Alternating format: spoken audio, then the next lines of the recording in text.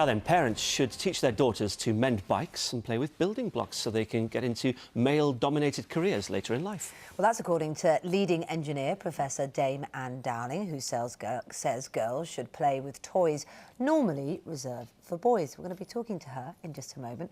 But first, here's what some of you think. I've got boys and girls, so, you know, they should be allowed to play what they like, I think.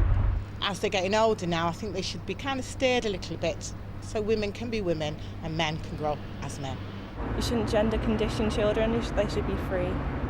Gender's not an issue, not that age. Young kids should play with each other's toys. Little boys play with girls' toys, vice versa. Girls should be girls, boys should be boys. Well, Professor Dame Anne Dowling joins us now, along with behavioural psychologist Jo Hemmings. Good to see both of you this morning. So, look, do the toys a child play with affect their future career? Well, what an interesting question. First of all, are there girls' toys and boys' toys, or are there just toys, some of which are really interesting and fun to play with and can appeal to both girls and boys? So I don't think we should actually start by classifying toys too specifically according to sex. I think the best thing that what we want kids to get out of from toys is to be excited by them, to help them to be creative, to get interested in the world around them.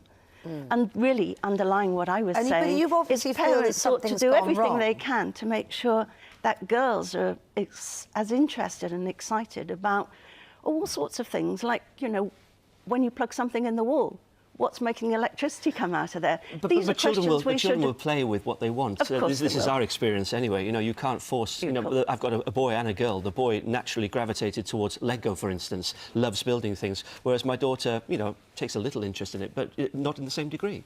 That's fine. I think that's fine. I think the important thing, though, is that they're being encouraged to be innovative and creative, and that can be done in many, many different ways. So what did you play with when you were little? I had lots and lots of dolls, but you still became an engineer. I did indeed. Didn't you also have quite a few chemistry sets that used to burn the curtains? Lots of my friends were boys as well, and I remember when I was probably only 5 or 6, an older boy next door was mending his bike, and I thought, I always wanted to know how things worked. So I was taking things apart. I'm not actually very good at my hands, and quite often I couldn't get them back together again. And as a 6-year-old, I never got my bike back together. There were ball bearings from the hub everywhere.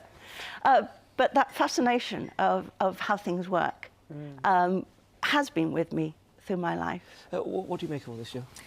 Well, I absolutely agree with Anne. I mean, gender-specific toys as we perceive them, i.e. dolls for girls, train sets for boys, I think, you know, the opportunity for children to play with anything at a very early age is brilliant for their development, because obviously dolls are a nurturing toy and Lego is a creative spatial awareness toy, and eventually children will gravitate towards what appeals to them as they grow up. They'll decide for themselves what they want to be playing with. But these there toys. must be something more going on here, because Anne and I were chatting and I did ring round yesterday. I don't know a single parent that stops their daughters playing with, you know, things like building blocks and Lego and that sort of stuff. I do know quite a few dads that don't like their little boys pushing pushchairs, actually. I think there's more that way round, to be honest. I totally agree. And it's not we're not seeing that effect there. So it must be more than just the toys we play with when we're little. Well, you know, it's nature versus nurture. So you've got the inclination of the child to gravitate towards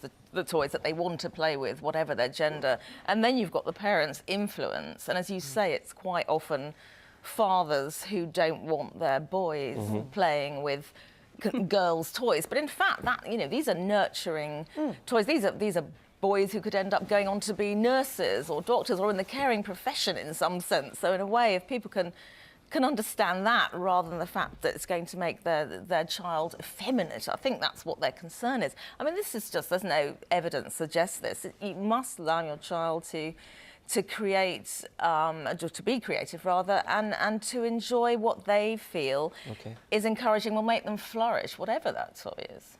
OK, thank you very much, both of you. Thanks for joining us this morning. Thank you. Good to talk to you. Thank you.